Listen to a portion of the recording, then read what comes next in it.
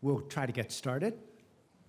We've got a lot of ground to cover and a lot of education for all of us to accomplish. My name's Ed Howard. I want to welcome you on behalf of Senator Blunt, Senator Cardin, our board of directors at the Alliance for Health Reform, to this program that examines how Medicare Advantage plans, which now provide coverage to some, 15 million Medicare beneficiaries, work for those beneficiaries with chronic conditions. And just to emphasize the importance of that issue, let me remind you, 2/3 of Medicare beneficiaries, at least 2/3 of those in traditional fee-for-service Medicare, have 2 or more chronic conditions and account for more than 90% of Medicare spending.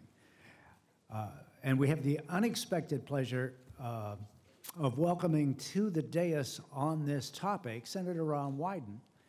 He's the senior senator from Oregon. He's the ranking member of the Senate Finance Committee. Senator Wyden's been interested in health care issues for Medicare beneficiaries for as long as he's been in Washington, and long before that, as a matter of fact.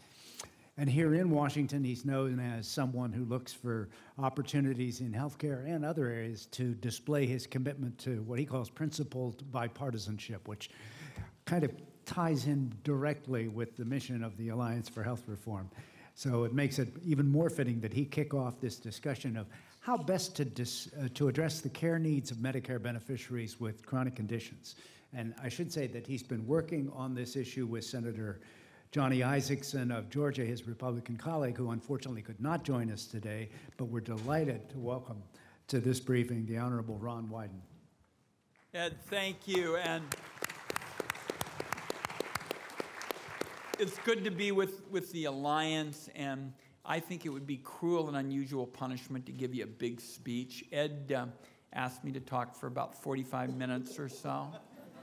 And that nice young woman in the front, she thinks I'm serious. Her face got all pale, and she was worried that I was going to talk for 45 minutes. But no, what we're doing today is just really launching the program. And let me give you a couple thoughts, and then, Ed, if you want to open it up for a couple questions, we can even do that, whatever's your pleasure. I was director of the Gray Panthers, the senior citizens group, for about 7 years before I got elected to Congress. And this was in the days when I had a full head of hair and rugged good looks. And I very much enjoyed that kind of period because I was teaching gerontology at several of our universities and really felt I was getting in on the ground floor of Medicare, this wonderful advance passed by Lyndon Johnson in 1965. We all know that makes this a special year for Medicare. Medicare back then was like if a senior broke their ankle.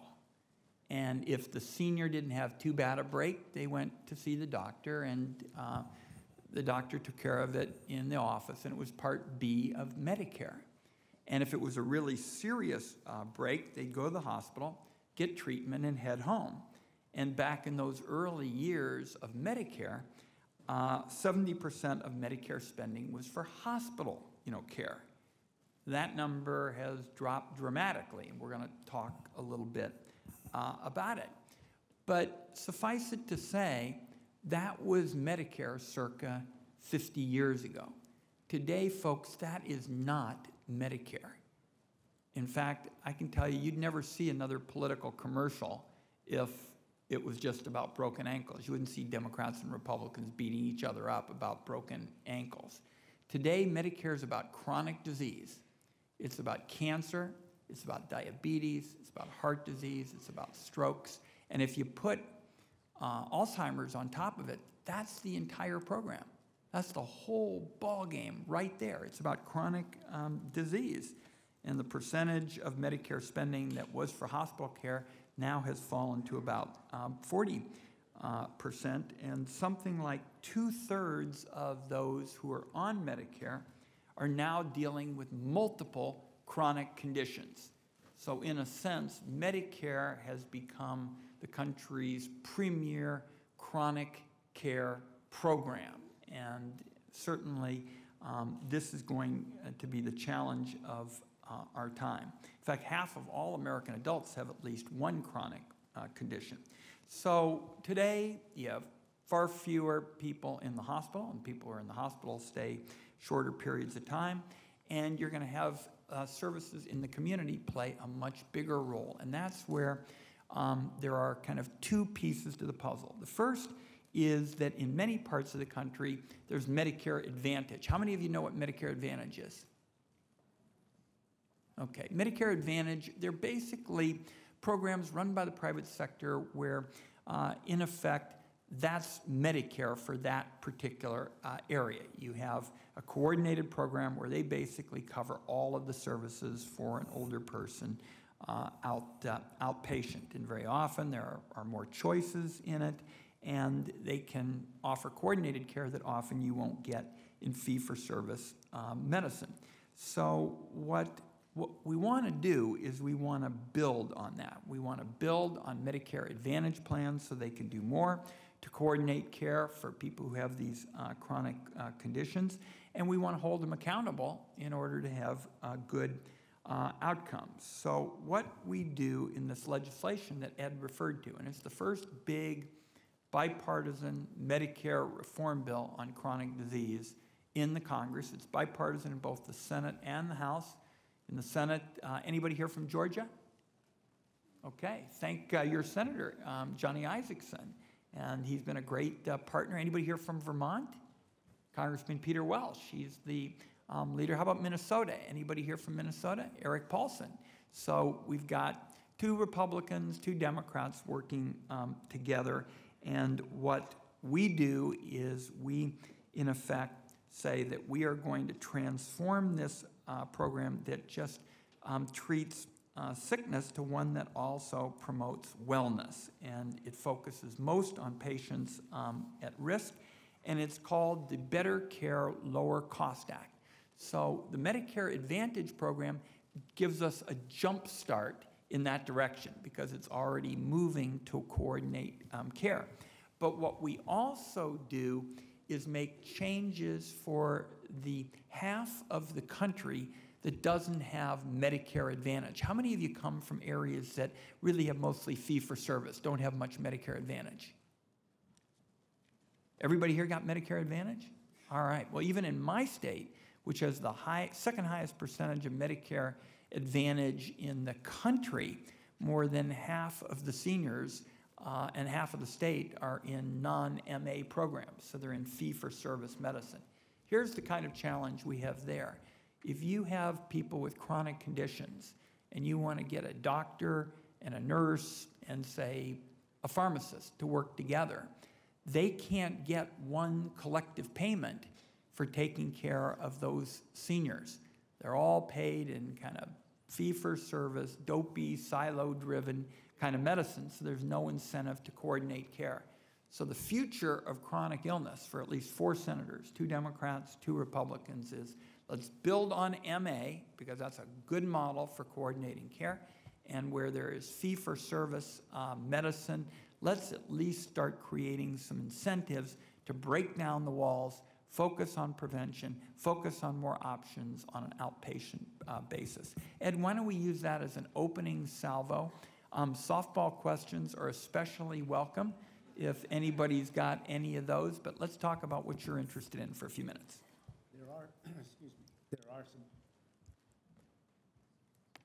There are microphones that you can use if you want to go to them and ask Senator Wyden a question. We have time for just 1 or 2. And if you do, I'd appreciate your identifying yourself and your affiliation if you have one. Let me just take advantage of the slowness in uptake here. This is a bashful group. and ask you to talk a little about the importance of having Republicans and Democrats and whether or not that's really going to get you to where you want to be. Here's why it's so important. Neither side in the United States Congress has enough votes to have it exclusively their way. So if you're the most partisan person and you say in the United States Senate, I want my view on chronic care, or transportation, or taxes, or anything else, you don't have automatically enough votes to have it your way.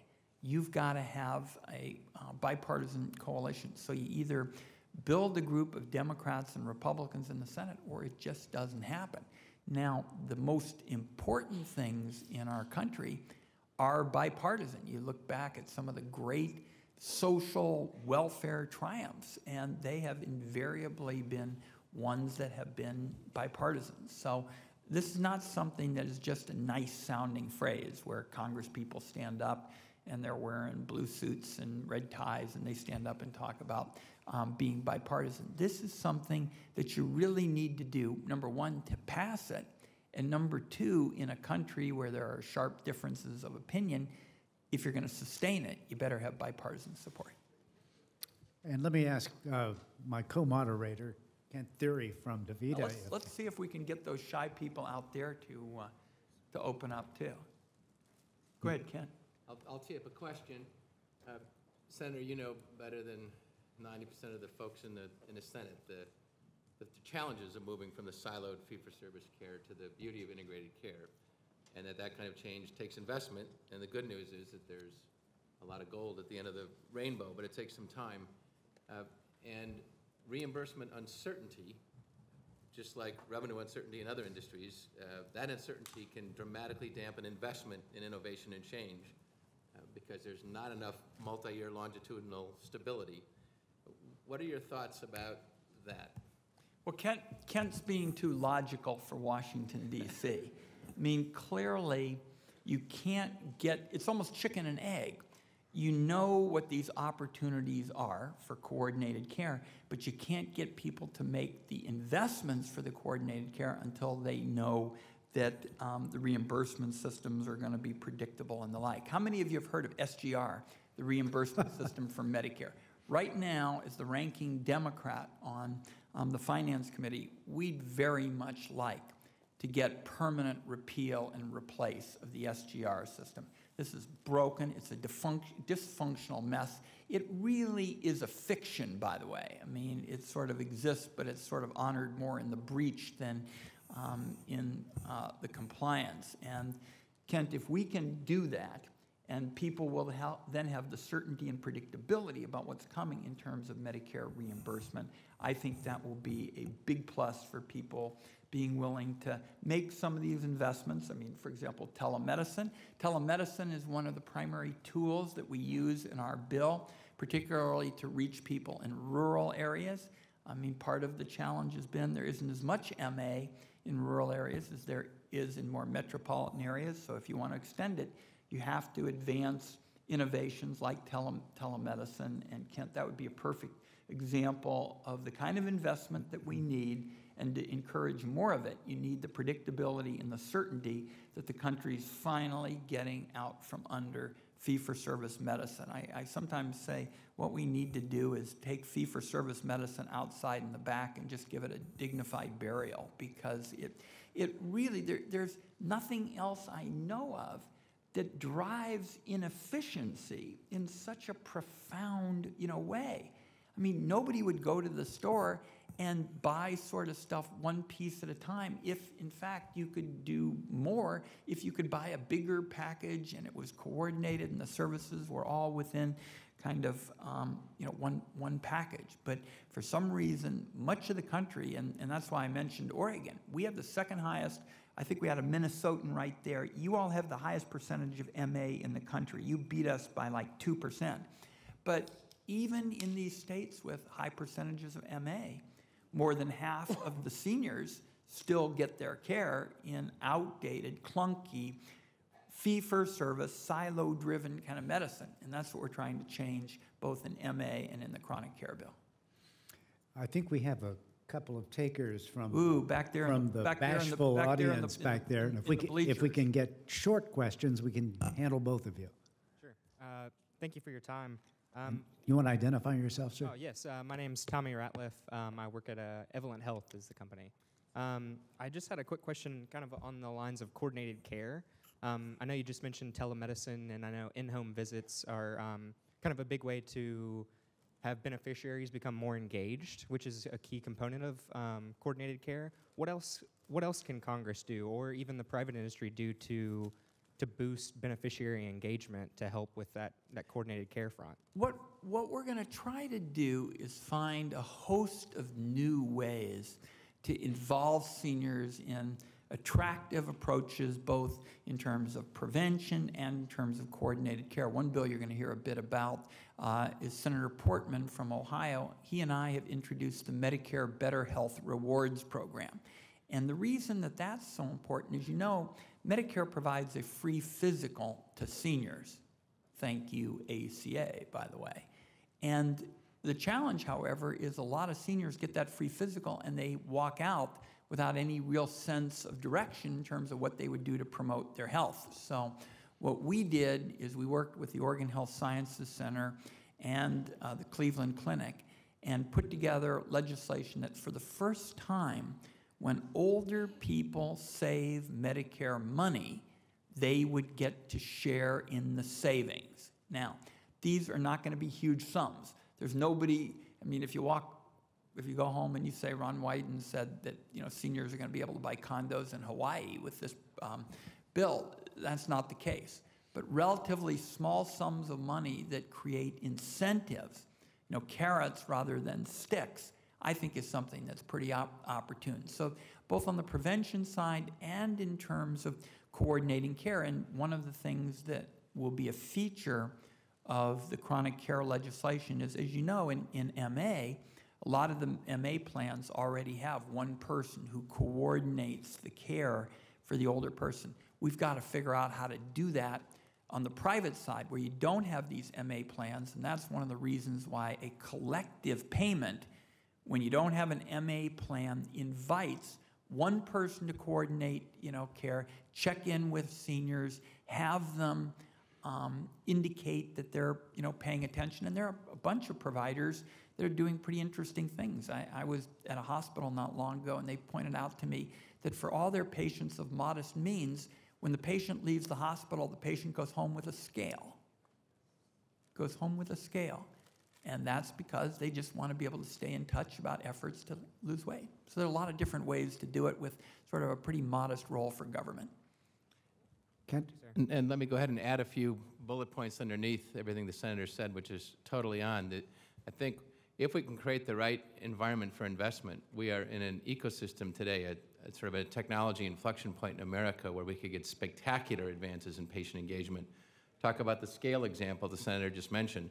There's now scales that will electronically, through Wi-Fi, communicate with the caregiver, and so you know whether or not the patient's gaining weight, which could mean that they're accumulating fluids, which could mean their congestive heart failure is about to get to an acute stage. In addition, the use of social messaging can create patient engagement chat rooms and other forms of interaction with nurses, physicians, dietitians, social workers with a frequency and intensity and familiarity unlike anything that's ever existed in healthcare, just like it's affecting every other aspect of American life. Remote monitoring technologies are spectacular now, everything from Fitbits and their potential use for certain populations, but all sorts of other formats. And even more sophisticated websites. We have thousands and thousands of kidney care patients, for example, who now get very intense interactive dietetic advice from a very well-developed website, which also gives them feedback on what to buy that they can also cook that tastes okay for the other members of their family, because otherwise they won't do the specialized cooking if they have to cook one meal for themselves and one meal for their children. That's too different. That can destroy compliance in a mommy or daddy. So this patient engagement frontier, if we create the right regulatory environment, could be an explosive source of patient engagement innovation in the next 10 years. Great. We have time for one last question, if you can direct it. Hi, my name is Marie Castelli. I'm with a company called Pressgany, and I want to thank you, Senator Wyden, for all of your work on healthcare. We appreciate it. My question is about the overlap between the current SGR reform bill and your Better Care, Lower Cost Act. I'm wondering where there might be elements that overlap, or potentially if the SGR reform becomes something that is viable in the near future, whether there are elements of what you have in your bill that we could include in that, and whether there's been any thoughts to that. Great question. And yes, we've spent a fair amount of time on that. The question is, and right now we're waiting to see what the Republicans, who are in the majority in the Senate and the House, want to do with respect to SGR. You know, what I sought to do last year was get permanent repeal and replace, and I continue to believe that had we gotten a vote on the floor last year in the Senate, Senator Sessions objected, and so we couldn't get a vote on permanent repeal and replace. I think we might have won, and we certainly would have gotten a lot of votes, because a great many senators of both political parties think that this idea of 17 patches, we've had 17 patches at this point. How many of you are in your 30s or something? Raise your hands, 20s, 30s.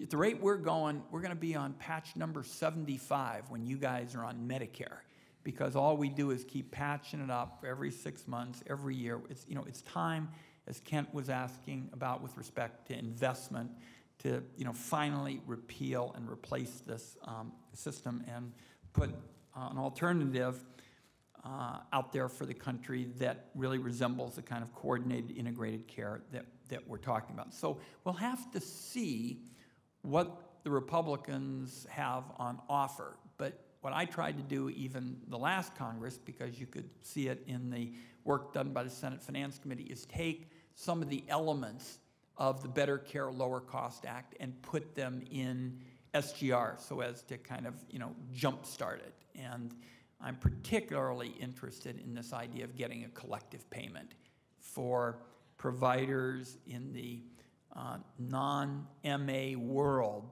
to have an advantage to work, to work together, because it seems to me that if you have people who want to specialize in the healthcare challenge of our time, which is, chronic disease, and yet you don't give them an invitation in the reimbursement system to join, forces, you can't get the objectives of the bill, which Senator Isaacson correctly named after one discussion. He said, I like this, better care, lower cost. So you bet the goal is going to be to get as much as the water temperature will bear into the various proposals that may come along. But I can't tell you, right now what is on offer from Republicans who are in the majority in both the Senate and House, but I want permanent repeal and replace. Why don't we take one last one and we can wrap it up? Thank you. Thank you. Hi, I'm Rebecca Adams with CQ Roll Call. I wanted to talk about the call letter and advance notice. On February 20th, CMS put out the advance notice and call letter that would change MA rates. And I wondered if you could talk a little bit about the importance of that. They're going to be finalizing that on April 6th. The plans, the call letter, as you probably know, called for a very slight reduction in rates that CMS said would be made up for in coding intensity, and the plans would on average get a slight uptick in payments. So I wondered if you could look into your crystal ball and just talk about the importance and talk about what you might expect. I never want to deflect a question from an enterprising journalist, but I'm still kind of sort of going to do that. I think everybody knows that my view is you have to have realistic MA rates, and certainly there has been an effort in the past to ratchet down where there hasn't been that kind of reimbursement system. But I'm not going to take a position on your thoughtful question, shooting from the hip and not having a chance to talk with my colleagues. I want to talk to members of the committee, and then we'll have some more to say. But it is not exactly an atomic secret that I feel very strongly about having reasonable reimbursement rates for MA. And historically, in my part of the country, Oregon in particular has been penalized for doing a good job. More than anything, let me leave you with this. I think the work that you're doing here today with the Alliance, with Ed and Kent and this program, is some of the most important work being done in American healthcare today. And if you're wondering if it's important, I'll tell you, both political parties, both of them, have missed the importance of the chronic care debate in the past. You can go back and look at the discussion about the Affordable Care Act, and there was virtually no discussion of chronic disease at all. In fact, the only time it really touched on it was I was able, with my colleagues, to get an experimental program where Medicare would start as part of a demonstration caring for more seniors at home, which thus far has been quite a success. The VA is doing that for the VA population. So what you're doing today, what we have the good fortune of having the Alliance shepherd, is especially important because neither party has really taken advantage of all of the opportunities, as Senator Isaacson quite correctly said, to offer better care, lower cost, and to focus on a population which now dominates the flagship program in American healthcare, that's Medicare, and really has gotten short shrift in the past. So Godspeed, look forward to hearing the results of the program. Thank you very much, Senator Wyden. Thanks, Ed.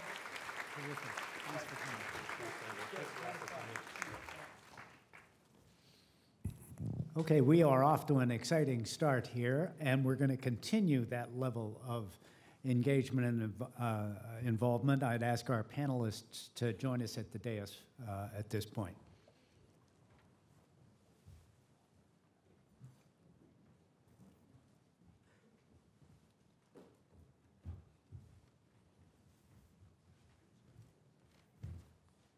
Move my brownie to the other position here.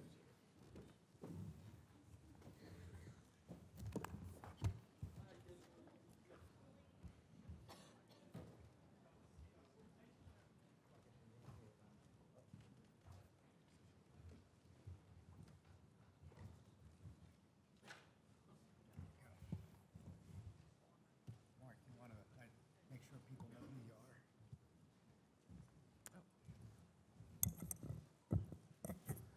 All right.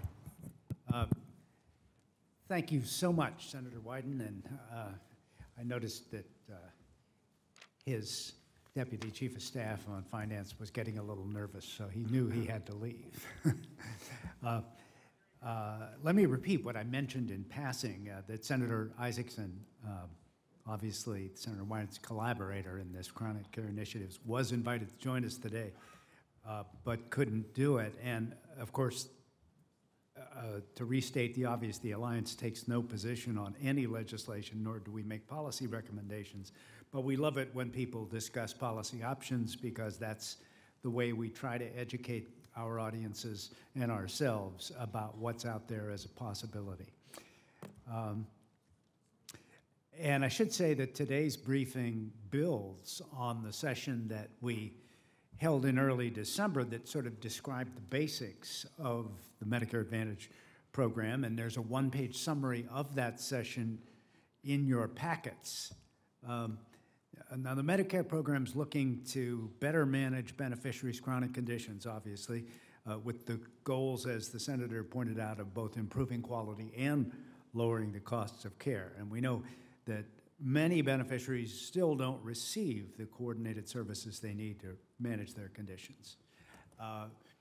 You heard a lot about payment, both in the session that we did in December and in Senator Wyden's remarks.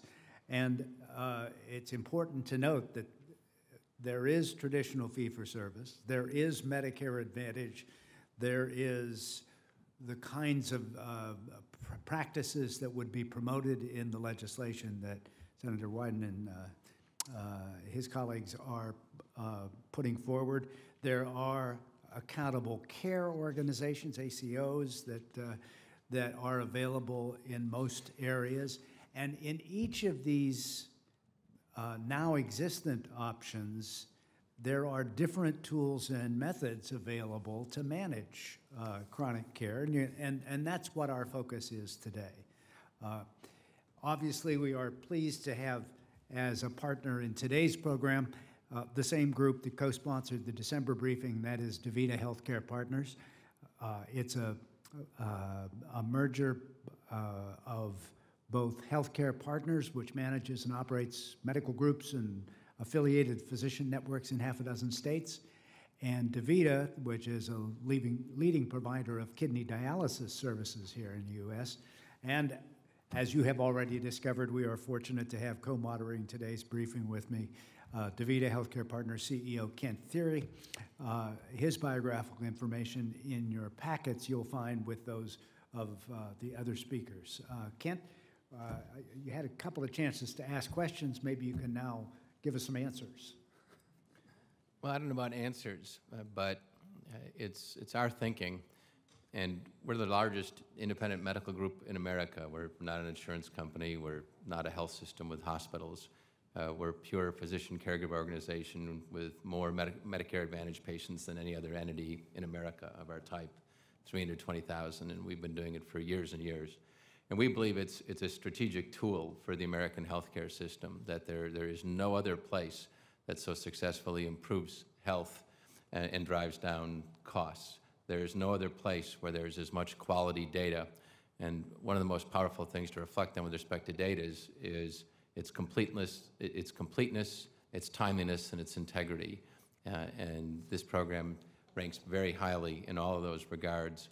It also, at this point, has strategic impact on the rest of the healthcare ecosystem in America, because once MA penetration reaches a certain level in your city, it begins to, those integrated care practices start to ripple into even the fee-for-service side of the ledger. Once a physician or a physician group or a hospital has a certain percentage of Medicare Advantage patients that they're managing on a global basis, they're managing on a longitudinal basis, that they've put in and instituted incremental case management and care management and disease management and special programs for the chronically ill.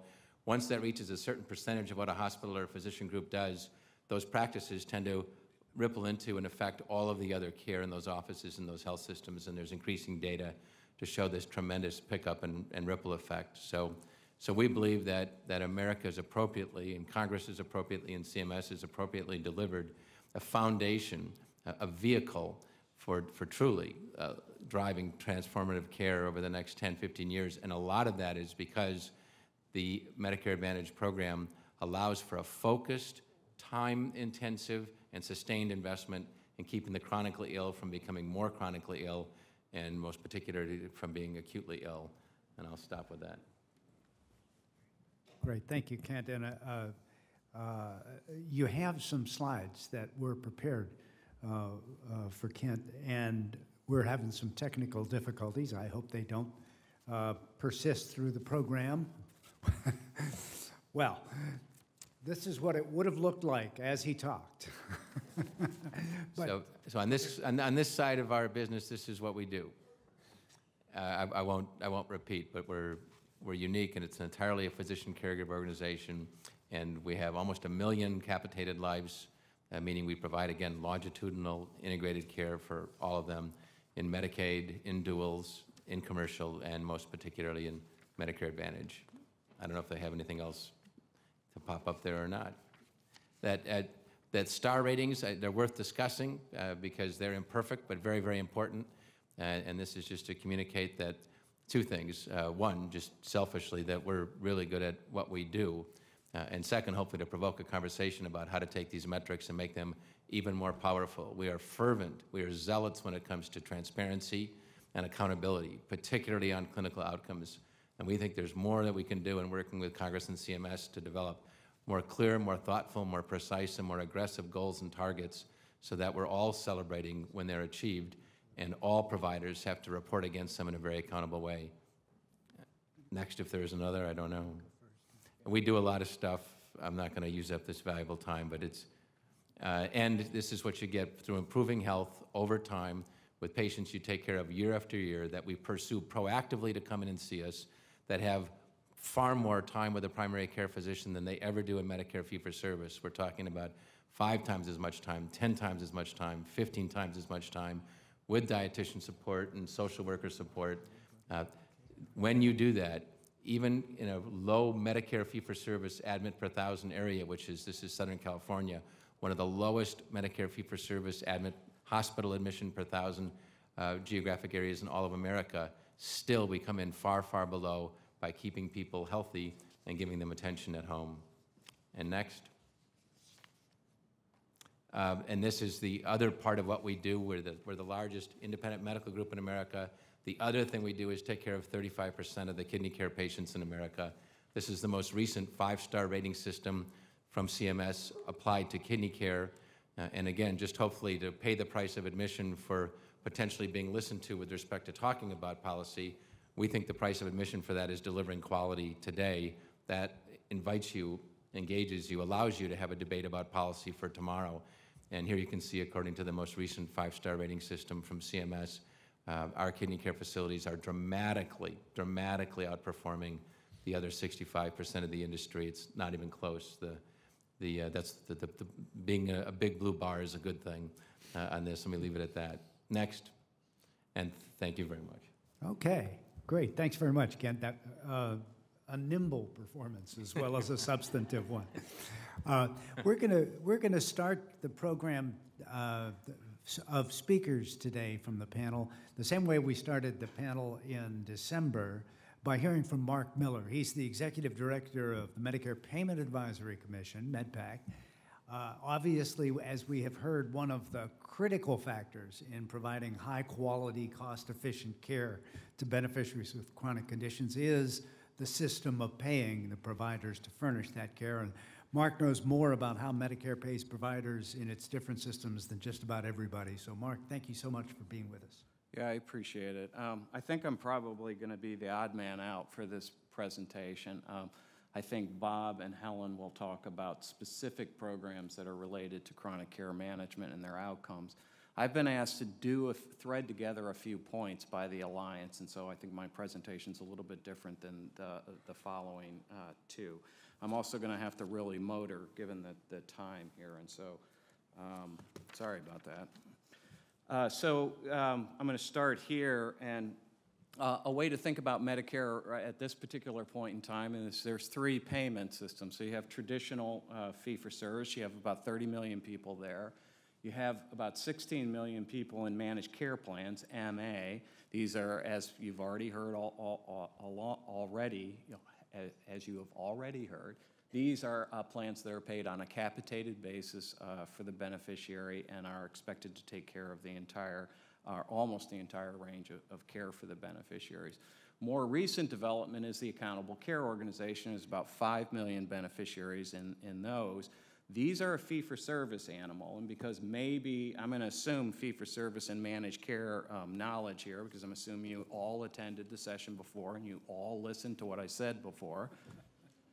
So I'm going to tell you about ACOs just very quickly here because I really got to keep moving here. So this is a set of providers who come together and they take fee-for-service payment, but they're agreed to be judged against a per capita spend for the patients that are attributed to them. And if they come below that spend, then they share in the savings. Here's another way to think about the ACO. Managed care organizations market and enroll people, they build networks and they pay claims. And consequently, they have relatively high overhead, 10 and 15% when you count those things, and a profit margin in there. The ACO, the attribution is done by the Medicare program, and the claim is processed by the Medicare program, and so their overhead can be thought of as being similar. But the thought process in legislation that created them is they're still about trying to coordinate care and reduce unnecessary utilization like the MA plans, and I'll try and say a couple more things about that. The next thing that I need to mention is the Alliance asked me to mention that all MA plans are not the same. So the predominant enrollment is in an individual market kind of MA plan where you recruit people, and enroll them in the managed care plan, but there are certain plans that are actually not open to everyone, and a particular set of them are called special needs plans. And this might come up in these conversations, which I assume is why the Alliance wanted me to mention these. The thought process here, just so you kind of understand where these came from, was, okay, managed care plans are generally open to all Medicare beneficiaries. That's not quite true, but generally it's true. But these are plans that that are not open to everybody. You focus on specific populations, and the thought process is you build networks and services and plans of care that are aimed at certain types of populations. The 3 populations are dual eligibles, people who are eligible for both Medicare and Medicaid, the chronic condition special needs plans, which are built around a specific chronic condition, so diabetes, congestive heart failure, whatever the case may be. And then finally, institutionalized SNPs, which are people who are either institutionalized or in the community but need an institutionalized level of care. The commission had studied these a few years back, had some very specific things to say about D SNPs, dual SNPs, and C SNPs, the chronic condition SNPs, but I'm going to skip over that and leave it for question. So the next thing I want to get you to is, so you have these three payment systems, fee-for-service, accountable care organizations, managed care plans, but they all operate differently. They pay differently. To the extent they have benchmarks in ACOs and MA, they're different. They all have different quality metrics. They have different ways of dealing with risk adjustment. They have different ways of dealing with patient engagement. And so I'm going to make a couple of comments about each of these sections, then I'll be out of here. So in case you're trying to understand what's happening to you. Okay, in payment policy, again, we have a pretty good understanding of what goes on in fee-for-service. There's different siloed payment systems. We pay differently for inpatient versus outpatient care. We pay differently for skilled nursing facility and, say, home health care. And we have different units, whether it's a specific service, an admission, 60 days of home health, very different payment systems. And the takeaway is not focused on coordination and driven, by volume is sort of the, the takeaway there. Managed care, as I said, gets the prospective payment and is capitated payment and is asked to take care of almost all of the care of the patient. But to understand how they're paid, there is a baseline that is set administratively in law. They bid below that baseline. They take the difference, and they can use that difference to provide extra benefits to the beneficiary. There is value to the plan in doing this because, remember, when they offer those benefits, they also have the administrative cost and the profit that goes along with that. The ACO also has a benchmark, and if they come below that benchmark, they can share in the savings. So there's not an extra benefit, but there's a share in the savings. Now, where the commission is starting to think about this, and this is longer run, we're making recommendations on fee-for-service and ACOs and MA in the short run. But in the longer run, the commission is starting to think, well, look, the program should be financially neutral to the choice. We shouldn't encourage people and pay more to go to one option or another because our research suggests that these options perform differently in different markets. In some markets, managed care comes under and saves money relative to fee-for-service. In some markets, it doesn't. In other markets, ACOs tend to come in under fee-for-service, and in other markets, they don't. And then finally, there are markets in which fee-for-service, neither ACO or MA comes in below fee-for-service. And so we're trying to think about a payment system that is relatively neutral and lets the best model perform in any given market. Keep in mind, performing also involves quality, which I'll come to in just a second. Those statements were really just payment statements. The next thing I want to focus you on just briefly is payment needs to contemplate risk adjustment. So if I get a more expensive or a less healthy patient than you get, my payment should reflect that. And if risk adjustment is not accounted for, then you're going to get patient selection. Suffice it to say, all three payment systems address risk adjustment separately. I won't grind you through the details. I'll take it on question, but I do want to point out one thing that the commission has said with respect to MA plans. We did some work, and we figured out that within the risk adjustment system, our risk adjustment system is underpaying for the plans who take a lot of chronic condition patients and overpaying for plans who have more healthy patients.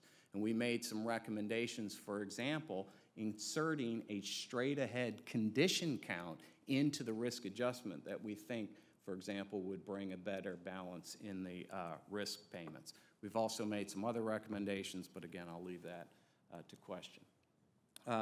Just in case you're having a bad time, we're going to talk about quality, and then we're going to talk about patient engagement, and I'll be done, okay? So the next thing is on quality, and as I said, it's not just, the Medicare program is trying, as everybody has said, up to this point, to extract efficiencies in terms of cost out of the marketplace. But the other thing that Medicare is always trying to do is to get those efficiencies but also have high-quality care. And so you've seen over time injections into fee-for-service of value-based purchasing, They're peculiar to the silos. They tend to be lots of measures and process-oriented. You have the 5-star system in MA, which Kent has already referred to, and I think he put it well. It has some issues, but generally there's a platform there to work with. And there, the quality scores raise the benchmark, and if a plan performs better, they get more revenue than a neighboring plan where all other things being equal has lower quality.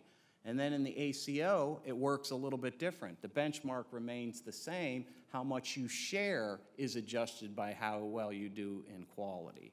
And here again, in case you're missing the theme, the Commission is starting to say, look, we need to get a common set of small number, outcome-based measures where the beneficiary can look at fee-for-service, ACO, and MA in their market and have some rational way of comparing, and also the program can have some rational way of rewarding and penalizing good performance and bad performance. Now we're up to the last topic, and the last topic is patient engagement. Now there's a couple of different ways to think about patient engagement. One of them is how do you send signals to the patient to engage into the coordination of their care and the management of their particular health needs.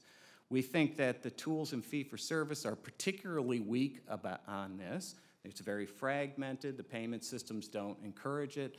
There is first dollar coverage, which gets in the way of beneficiary decision-making, which we can talk about if you want to get into that. In MA, we generally think of the tools as being fairly strong. You enroll, you have a set of providers, you can literally manage care, prior authorization, that type of thing, and you can set price signals within the managed care benefit. One sidebar, these tools, as strong as they are, may not be highly effective for certain populations, and perhaps the populations we're going to talk about today. Particularly the mental health experience, I think in Massachusetts has been very difficult, and some of these tools are hard going among certain populations. And then I would say ACOs probably in the end, because they're really sort of fee-for-service models, have a weak set of tools, and there's at least one recommendation, and this is the last point, I swear to God, that the Commission made here, where we said within the ACOs, a beneficiary is attributed to an ACO, but they can go anywhere they want. They can see an ACO provider, but they can go outside of that. And we've been talking to ACOs pretty extensively for the last year and a half. And one of the ideas that we had was to allow the ACOs to forgive cost sharing for primary care services. So the beneficiary, the story to the beneficiary is you've been attributed to an accountable care organization, and if you go to that primary care physician, you don't pay a copayment. Then the ACO has a funnel in which they can start working with the beneficiary to manage their care from that point. And that's something that we said, and I'm done. Terrific. Thank you very much, Mark. And I was taking furious notes. We will come back with some of the questions that you expected to have asked of you in the Q&A section. Right now, we're going to turn to Dr. Bob Master, who heads the Community Care Alliance of Massachusetts. Bob's a physician. He's board-certified internal medicine, and the CCA is a nonprofit group that provides care to thousands of low-income older people and persons with disabilities. And we've asked him to focus today on some of the key concerns in serving Medicare beneficiaries with chronic conditions, and to point out some of the models that hold promise in caring for that population. And maybe you can comment on Mark's observation about mental health services as well.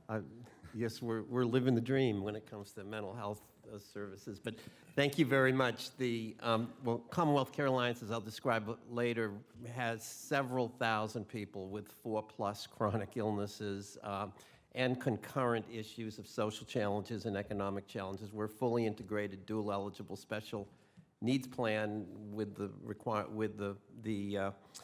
responsibility for all the Medicaid as well as Medicare benefits. So let's go through what does the face of chronic disease look like in our population. And Anna tells us all we need to know. She is a 65-year-old woman in a low-income community in Massachusetts who's had years and years and years of multiple sclerosis and paraplegia, a neurogenic bladder. That's enough of a problem for life. Wheelchair dependent, getting Medicaid services except not getting wheelchairs fixed and adapted the right time, and a fixed amount of personal assistance to live independently without any kind of tuning that. That's not her only problems. That would be enough.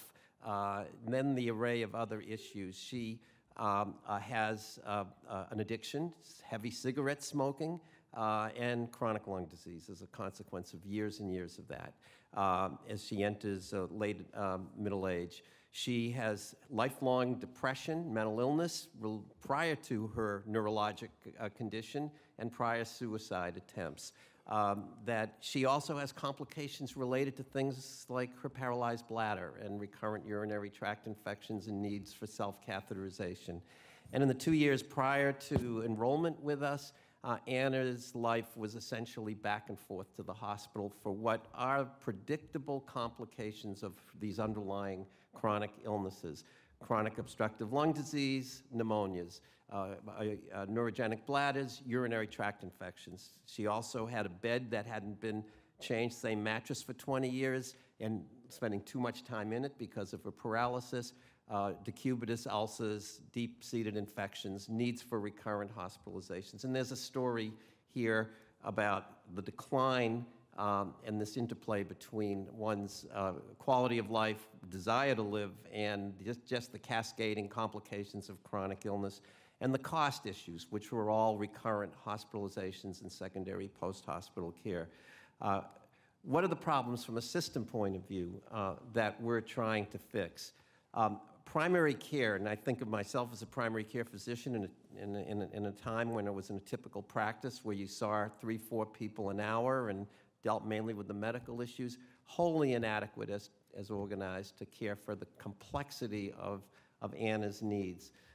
And essentially, the more socially and medically complex people are like Anna, the more they are on their own. They are on their own, and they are basically touching the healthcare system in many parts, usually emergency rooms and hospitals, but they are adrift in that system. The key point that Anna, I think, illustrates is 90+% of all hospitalizations are the result of failures, missed opportunities to effectively intervene on, prevent, or manage the complications of chronic illness, and that was the drive there. And that's the cost issue. It's these dramatic costs. And what do we see as the opportunity, and this speaks to the issue that I think Senator Ron Wyden was making. You can't do this in a fee-for-service world, or maybe even an attributed ACO world, that you have to have global payments and an accountable clinical entity that can fully manage their care. And we see that in the dual demonstrations and in the evidence of the movement of fully integrated special needs plans. That you really need to enhance and greatly redesign primary care, and you need to invest a lot of community-based support services. And when you do that, we believe all the costs and all the efforts there are the only way that you're going to get a handle on the hospitalizations, the declining health, post-hospital care, and costs. So what are the models of primary care? Just if we look here, instead of a doc alone in a room, it's interdisciplinary teams. Instead of spending 3 or 4% of total spend, you're spending 12%, a dramatically increased spend. What does Anna need? She needs a lot of services. She needs personal assistance, fitted durable medical equipment and supplies, transportation, movement to specialists, integrated behavioral health. The only way you can get that is individualized care plans that determine an array of services, not a distant insurance contract model of covered services and benefits. That you need to think about primary care not as a building, but as a concept in people's homes. And you need to integrate behavioral health, and you have to be available 24/7. And if you're going to have a system of care for thousands of people like Anna's in communities, you need essentially a web-based integrated electronic medical record system that's not in a building a clinic or a hospital, but that is in communities all over. And that's an investment in infrastructure, investment in a redesigned and enhanced model of primary care. And that's what we're really trying to do, and it's quite a challenge and also quite rewarding. Commonwealth Care Alliance, we're a nonprofit. We were created many years ago by our advocacy community to respond in Massachusetts to respond to this challenge and the need for a different vision of care, and a belief that you need a total clinical system of care for people like Anna. And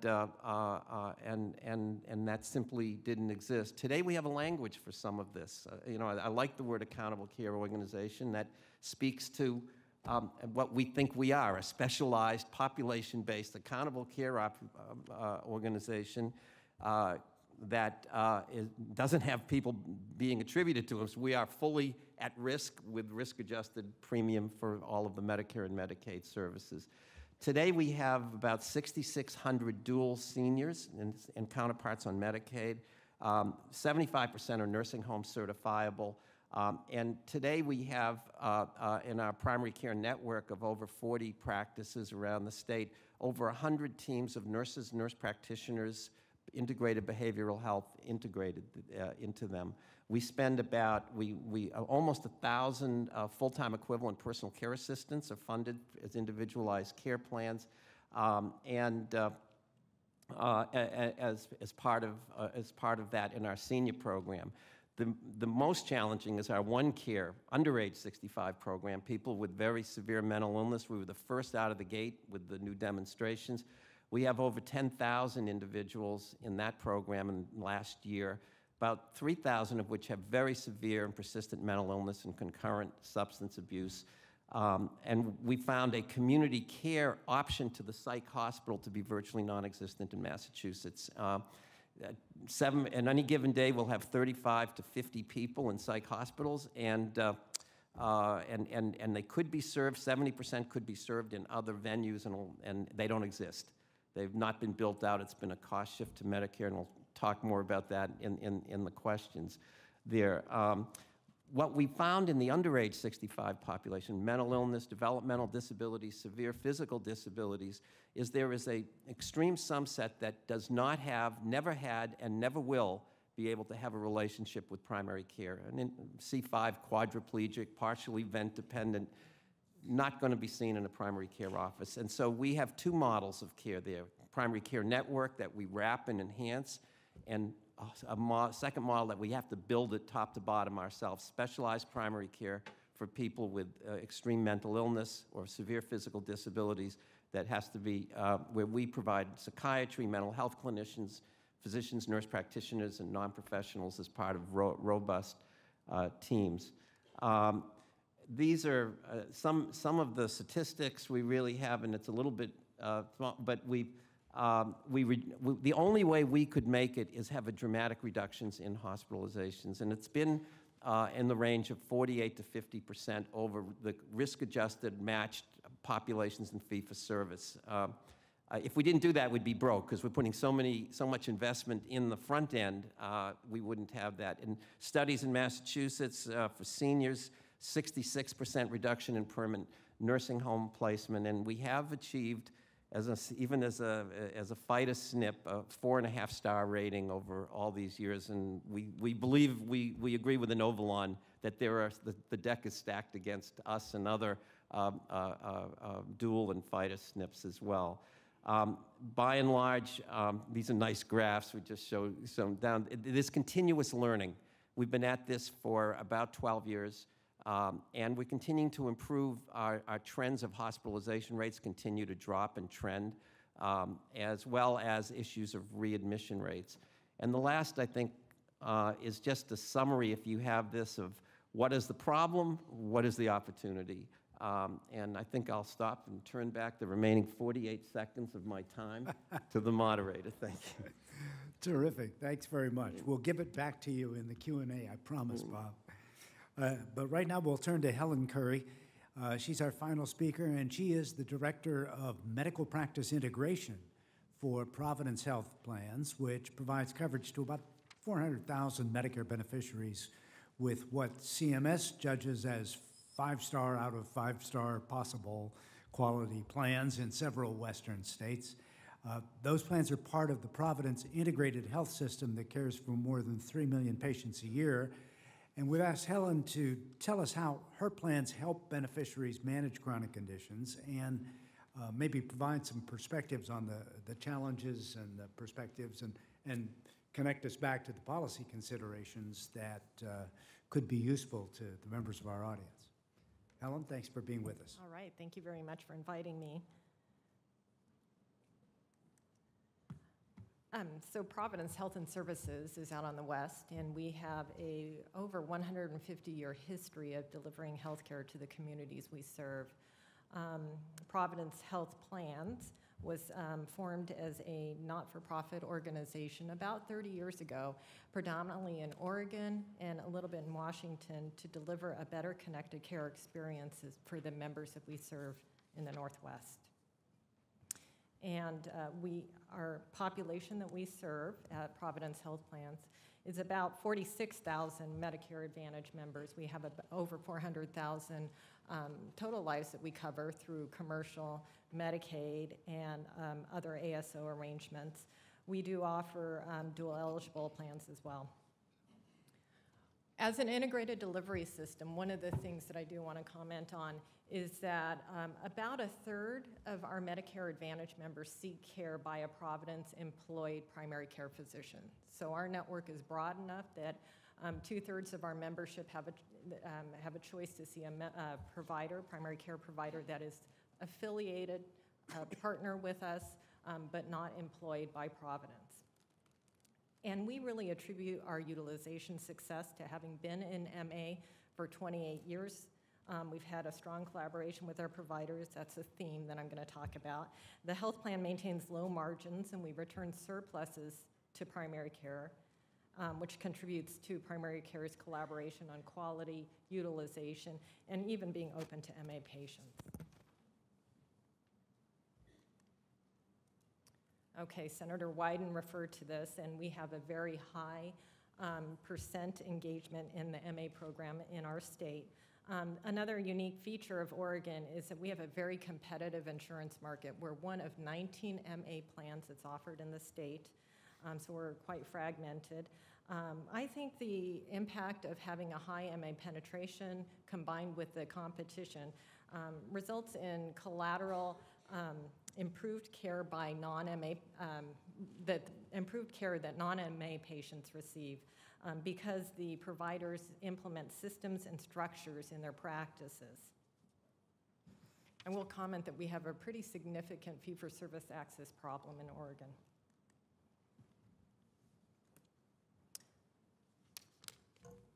We take a several-pronged approach to how we deliver the care that we do. We have invested heavily in healthcare analytics using claims data, EHR data when we can get a results, health risk assessment data to identify trends, patterns, and proactively impact care patterns that we're seeing of our members and by our providers with the goal to improve the care for our patients. We work with our members. We have a host of nurses who engage with members directly to improve their health status. Our nurses apply the patient activation measure, which is a tool that they can use to assess the member's knowledge, skills, and confidence with the goal to help move them along the patient activation measure so that they can better care for themselves. And in the spirit of member engagement, we also utilize motivational interviewing to educate, motivate, and empower members to take control of their chronic conditions. We collaborate with providers. Let me go back and on working with members. One of the things that we don't do is get in between the members and their primary care provider. Our goal is to strengthen the relationship between our members and the primary care providers. And separate from that, we do collaborate with our providers, and first and foremost is making an investment in primary care. Our reimbursement model of shared savings and our long quality bonus program that we've had in place long before CMS 5-star helps to do that. We participate in the Comprehensive Primary Care Initiative, which helps to support the care that primary care providers participating in the initiatives can deliver in Oregon. And we feel that our investment in primary care has resulted in systems of care that our primary care providers have been able to implement to manage downstream costs. And again, this is a test by the CPC as well. So our payment model allows for innovation by our organization and primary care providers. And that innovation, it goes back to primary care providers doing care management in their practices, primary care providers doing phone-based visits to what we're seeing now being e-visits. We are seeing behavioral health integration in the primary care practice, and we're looking forward to more telehealth opportunities, as well as implementing an elder in home program, which will be an intensive in-home comprehensive care program for the frail and vulnerable members.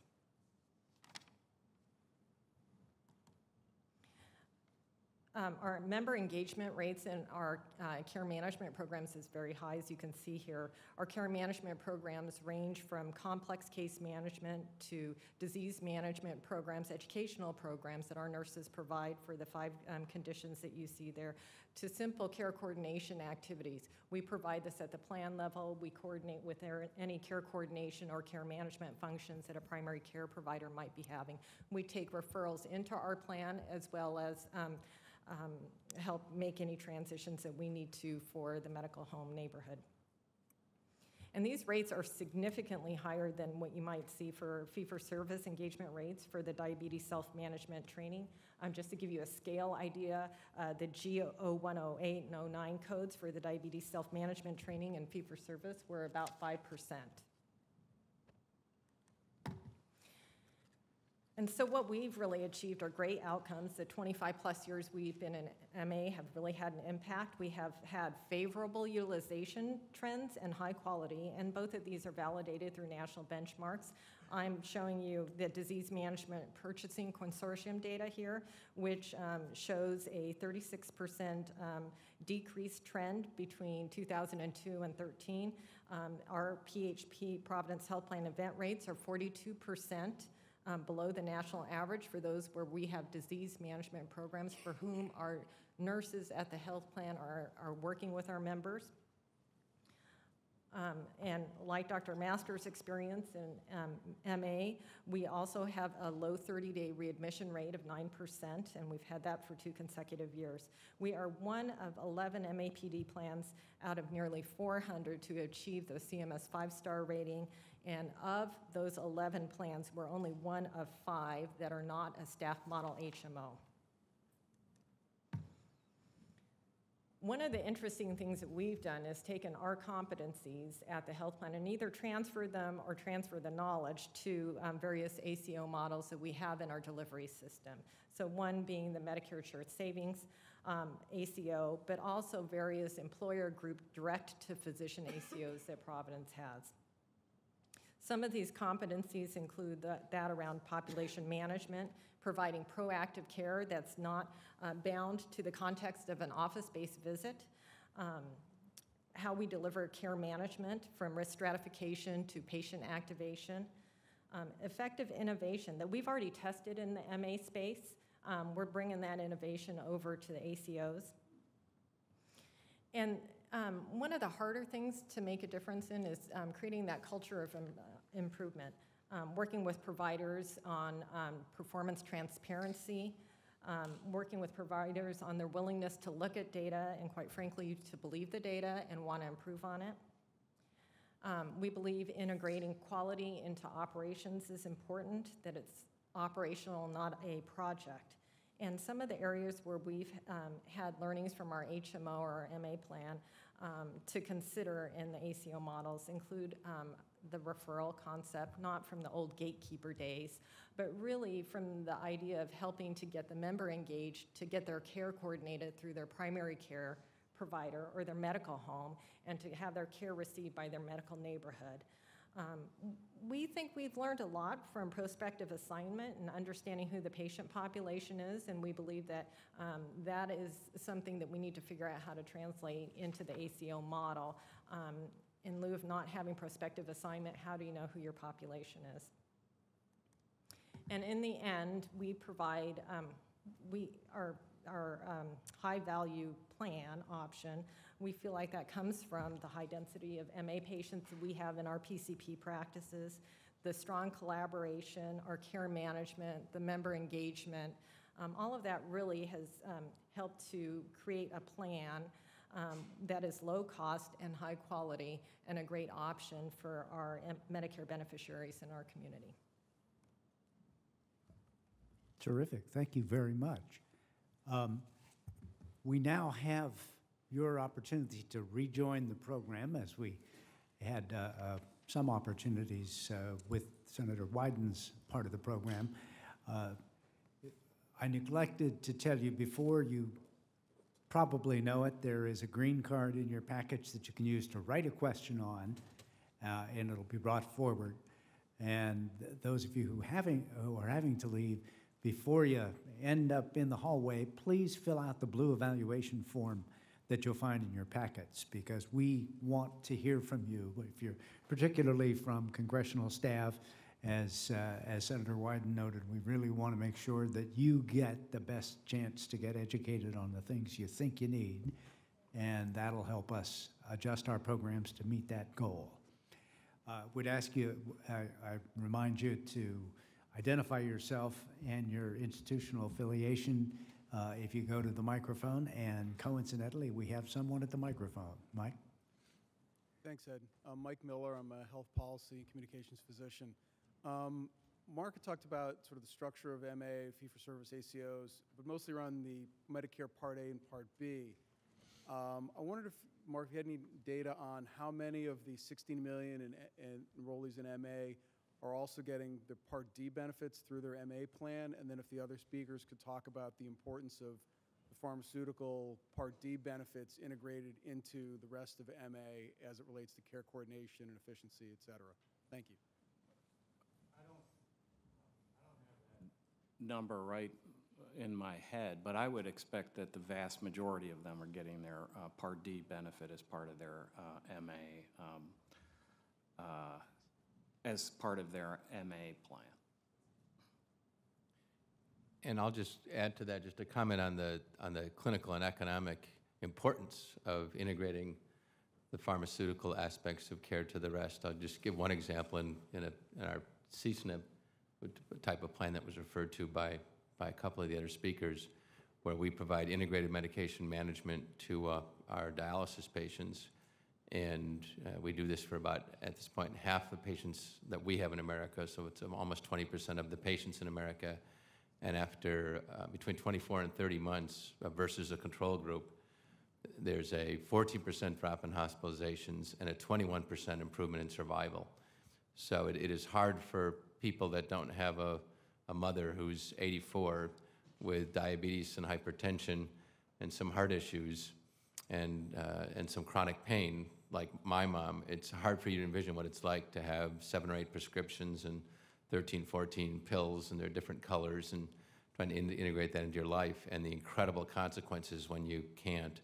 So it's truly, clinically and economically, one of the most powerful levers, and therefore so important to the second part of the question, to keep the Part D type of issues integrated with the A and the B. Anybody else? At Providence Health Plans, the majority of our Medicare Advantage members receive Part D services through our health plan.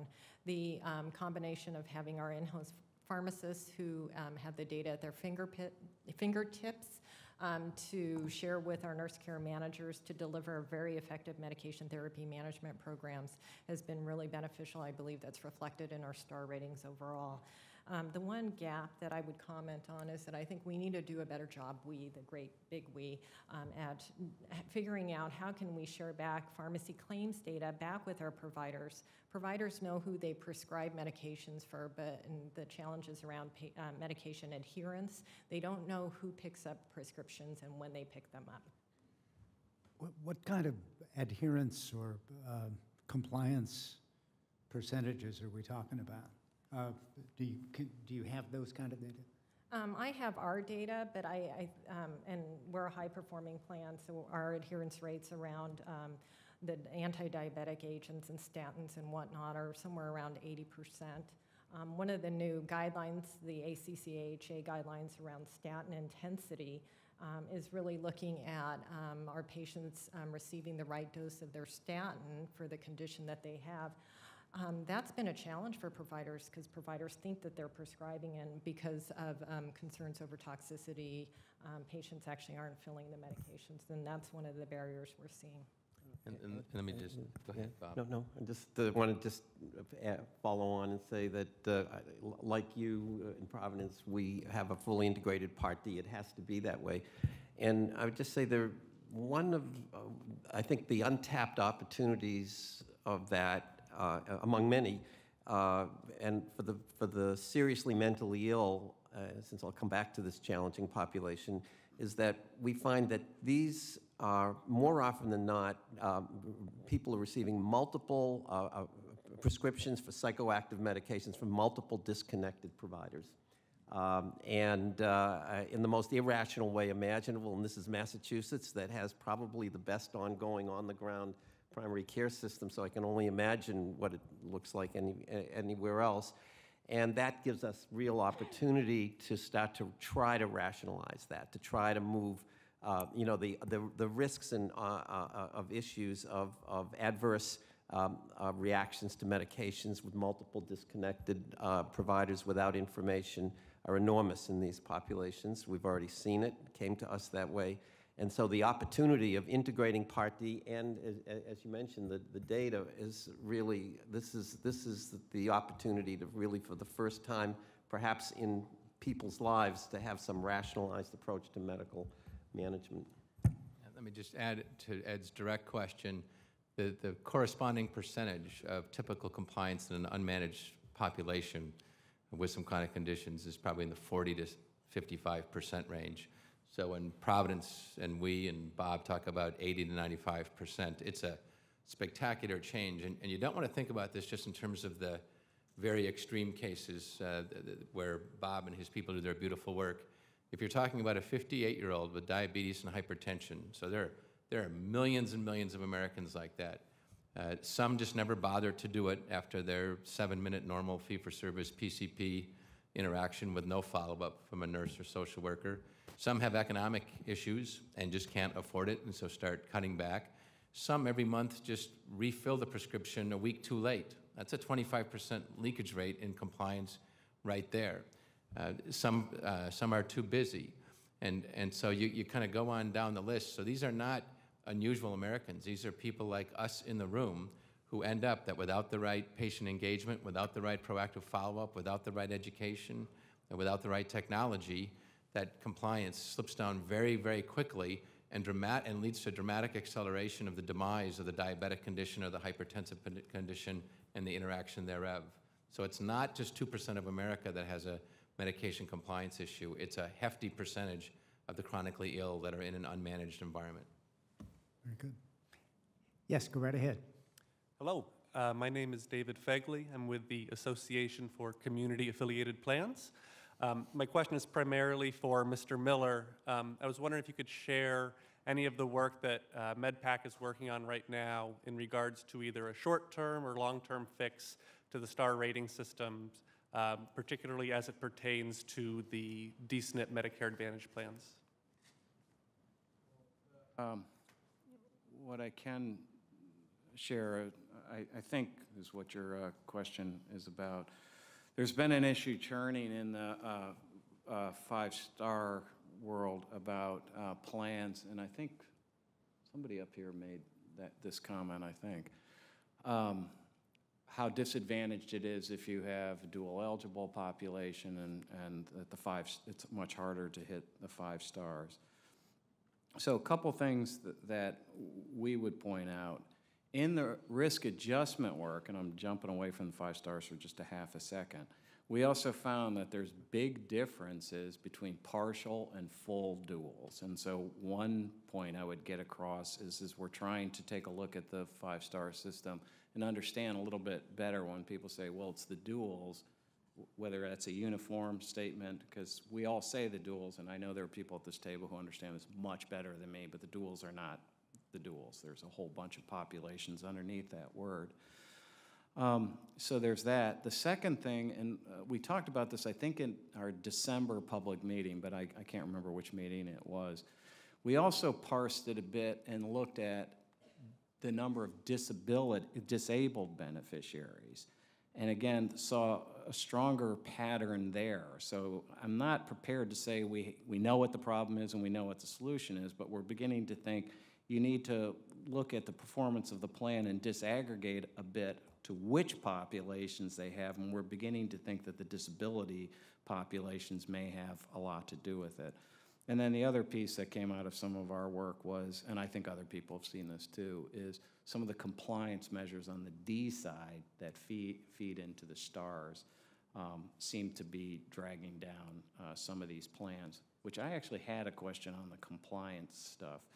For the people at the table who were talking about compliance, in your organizations, is compliance measured by anything beyond filling the script, or is it script fills?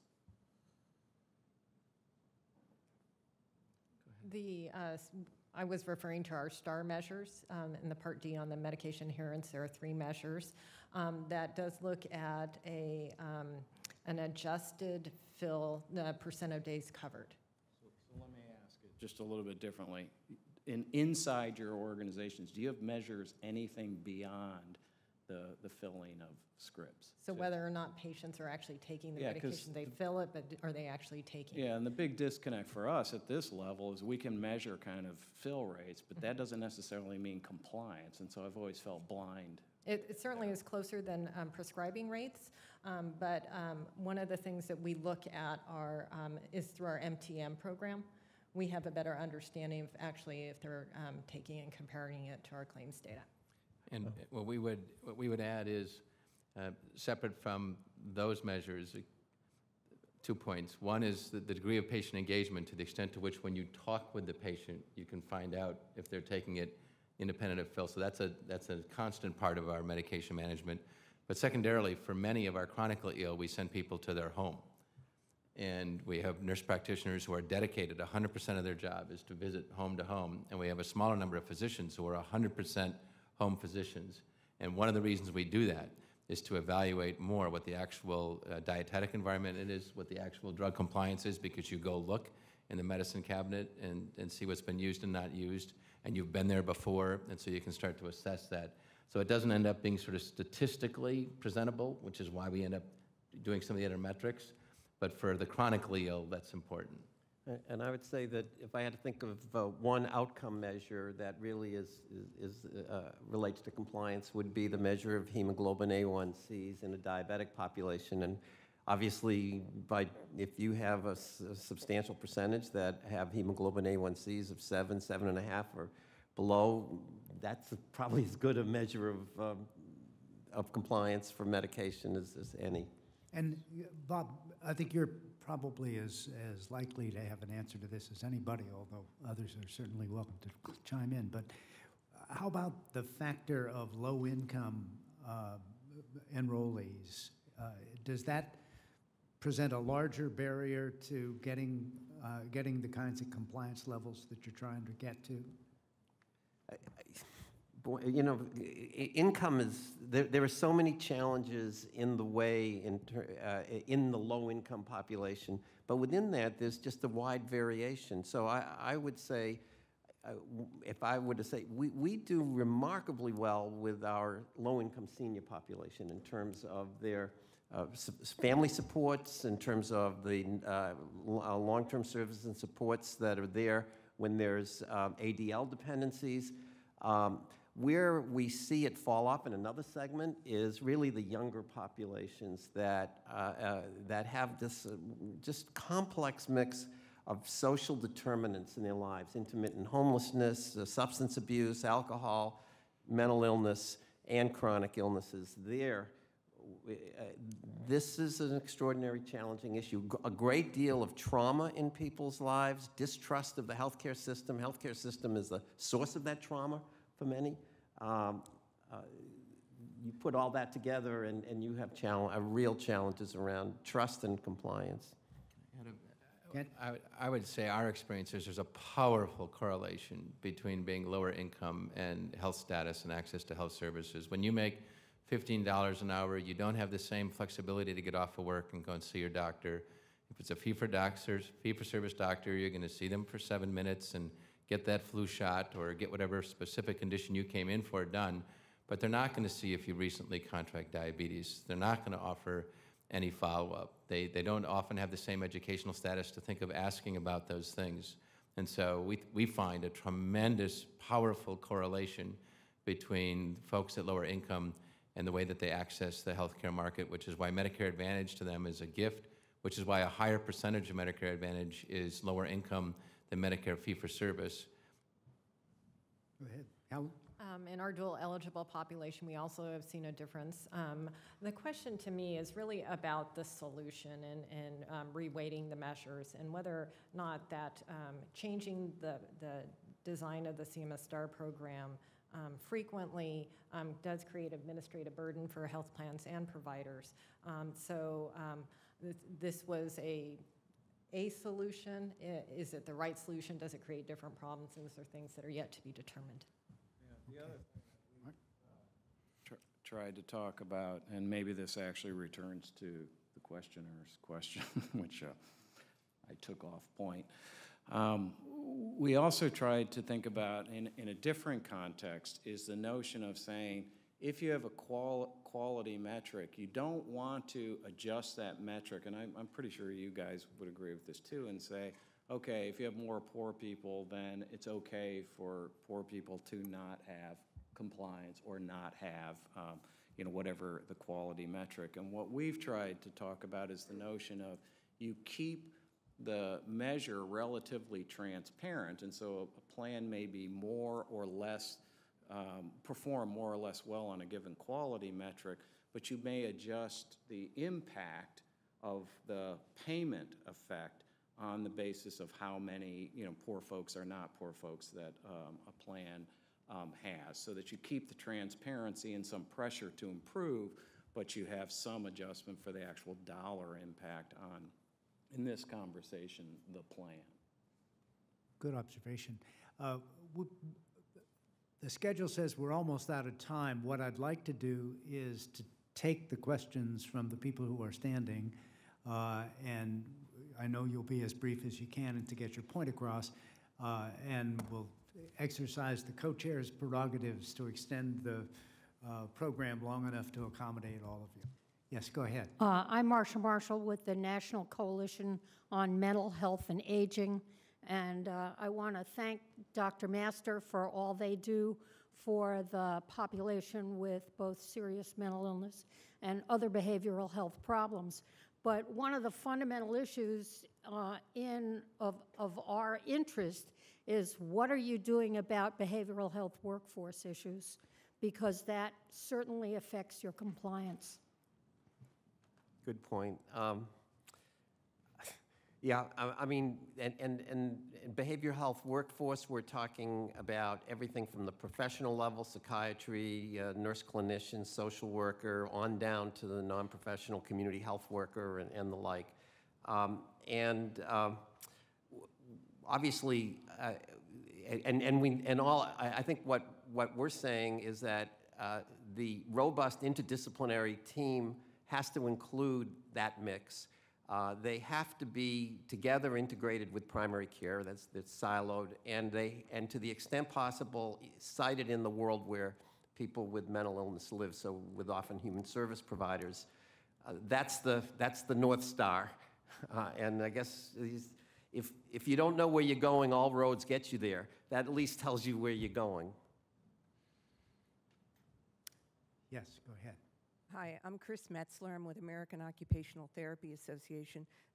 We're ready to be part of the behavioral health workforce anytime we can work that out. That's where their roots are. I have two things. One, to say that it's been interesting to hear aspects of the models, like increased home visits, because occupational therapists work on engagement past the knowledge stage to integrating the right behaviors into their habits and routines. And doing that in the home or the normal environment is important. So it sounds like you're integrating some of those things. My second thing is as a consumer. My mother's been on Medicare managed care for a long time. She's never had case management. So I've been looking for research on the models. And I would love a second panel to talk about the real models, how you work with primary physicians, how you work with the pharmacists, how you work to get my mother to the right neurologist so she's not shopping for 8 neurologists over the past year for her Parkinson's disease. Somebody to make sure she gets her skin screening for melanoma. All of it, because she's had it, all of these things are not paid attention to. The first case management she had came after a hospitalization. It was a separate company that did case management visits, wasn't of value at all. Now they've integrated it, so it's a person she can call and talk to, but they don't do anything about her care. So I'm wondering if there's any look to evaluating where Medicare Advantage is spending money on care management. And then further, a little more on is there any research on the types of models that are being used? Thank you. I'll give our own answer that in our environment, 2 things can trigger the assignment of a clinical quarterback, a case manager, whatever label you want to use. One is the primary care physician can activate that after he or she would sit with your mother and assess the totality of her condition and her environment and her support network. And secondarily, we have some software algorithms which identify patients that for whatever reason we might think are slipping through our primary care or our outreach practices. So those are the 2 ways. And then once you're assigned one, then they are the clinical quarterback that we all dream of. Well, I just, very quickly, I think rather than having primary care over here and then there's another function of care coordination over there, to the maximal extent possible, we really have that in the same people. An interdisciplinary team, nurse practitioner, physician, that does the primary care, but they're also, I guess, have the checkbook, and they can and order, authorize, and services and coordinate services as well. And I just wanted to say she's not in either one of your programs, and if I could move her, I'd put her in one of those. But I am concerned about the expenditures that are being claimed for what is very minimal and even negligent case management. Could I just ask more broadly, is there not a patient satisfaction quotient for some of the quality metrics that would help you identify what the good plans are and what the less good plans are? Well, that's the intent of the star rating system, to make all of that transparent. And whether it's the clinical measures that are looking at what percentage of members are receiving evidence-based care, or satisfaction measures or experience measures such as those around the health outcome survey or the CAP survey, all of that boils up into the CMS star ratings program, and that certainly is transparent. And I mean, in some ways, the point I think you're making indirectly is managed care plan isn't a managed care plan. I mean, there's a lot of variation out there. You can see it in the quality metrics. You can see it in the spend and all the rest of it. There's variation, just like there is in fee-for-service. Some parts of the country, practice patterns are very different than other parts of the country. So I think the answer is along the lines that have been said here, which is, are there measures that can help a consumer point more directly to a plan that they want? And I think there's also some assumption that people will move out of plans when they're not performing well and go to plans that perform better. The thought process is, if you do better on 5 stars, you get paid more than the neighboring plan. Let's pretend, the plan you're talking about. That gives that plan more resources. They can offer more services, and in theory are going to draw people out of the poor performing plan. That's what the intent of the 5 stars are. There are issues in that measurement process, and there will be until the end of time, but there is, that is the intent and the direction that I think it's trying to go. Great. Go ahead, Ken. And just want to add to it, it's one thing to identify the patients in need, but the second thing is the regulatory and reimbursement environment has to create incentives and a runway for making these kinds of investments which have a long-term return for society. The current proposed rule, for example, advocates moving to a new risk adjustment model that is no more predictive than the old one. The R-squared, which is a statistical measure of predictiveness, is no better and takes money away from the most sick. And if you think about the whole beauty of the Medicare Advantage program, you always wanted to lean towards incentivizing pursuit of the sick and the most at risk of being sick and create incentives for us to make these massive long-term investments in order for society, that patient and their family and that employer to get the return. And so we hope that a lot of people are looking carefully at this new model because there's no logic to us at this point to not only take money out of the program, but to take it away from the most sick and the most at risk of being sick. And it creates tremendous risk of people beginning to focus on pursuing the healthy elderly as opposed to the sick elderly, which is where we live. We're not a plan, we're a provider group. We don't want to leave our patients, we can't leave our patients. We're in the geographies we're in, we're with the doctors we're with, and to take money away from the most sick to us is really scary. I just have to echo that, well said. And this is an existential threat to us. We're a provider entity that is caring for, is designed for the sickest, and as we look at this proposed change, it's potentially catastrophic. And that actually, excuse me, responds to a question we got on a card, so I'm glad you gentlemen both addressed it. The last question is coming up, and folks are going to take, if they haven't done it already, they're going to take the time listening and to the question and answer to fill out the evaluation form if I were to press you a little bit on that. Yes, sir, go ahead. Thank you. David Lipschutz from the Center for Medicare Advocacy. I think we heard quite a bit about some promising programs in Medicare Advantage and some promising potential outcomes of enrollees. However, by and large, these positive outcomes have not necessarily been reflected in much of the rest of the Medicare Advantage program. We know that on the average Medicare Advantage beneficiary actually tends to be healthier than the non-Medicare Advantage enrollee. And despite the fact that Medicare Advantage plans, as referenced by Senator Wyden earlier, continue to get overpayment with respect to payment to traditional Medicare over the years, we haven't seen significantly improved outcomes for Medicare Advantage enrollees. So how do we translate some of these positive health outcomes to the rest of the Medicare Advantage program with an answer other than we need to continue Medicare Advantage overpayments? I'll take a first stab at that, and other folks can add. Very important question. And first, we can comment authoritatively on what we do, and the metrics are very, very clear. And we're in areas where there's already parity, and we're generating a lot of value in that context. But more broadly, when you introduce structural change in anything, particularly in sort of a complicated, high fixed cost ecosystem like healthcare, and so suddenly you say, okay, there's going to be 500 organizations that are suddenly going to take Medicare Advantage lives, 20,000 lives each, and out of the 140,000 people they cover, Medicare, commercial, Medi-Cal, now go start doing it.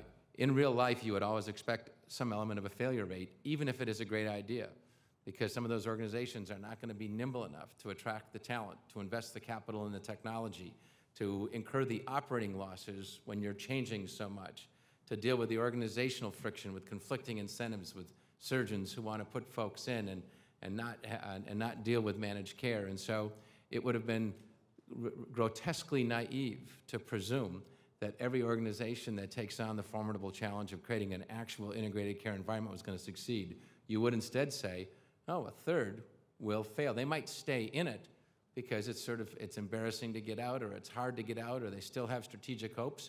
But in the meantime, they're adding no value.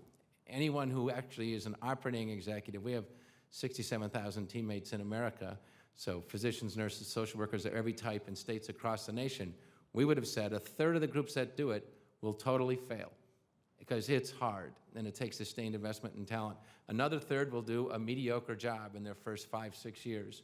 And then the final third will actually succeed. And the good news is that they're going to create the examples, the anecdotes, the pressure, the technology precedents. They're going to provoke systemic behavior. They're going to develop new clinical protocols, so people will move around. So and for America, that winning third, those practices and insights are going to start filtering to the rest of the population. And that's exactly what we're seeing now, the fruits of 15 years of a mixed track record really starting to blossom. But Mark, you, in some ways, I'm precocious in answering when you're in the panel. I felt that this was a question directed to others. Our position on this has been clear.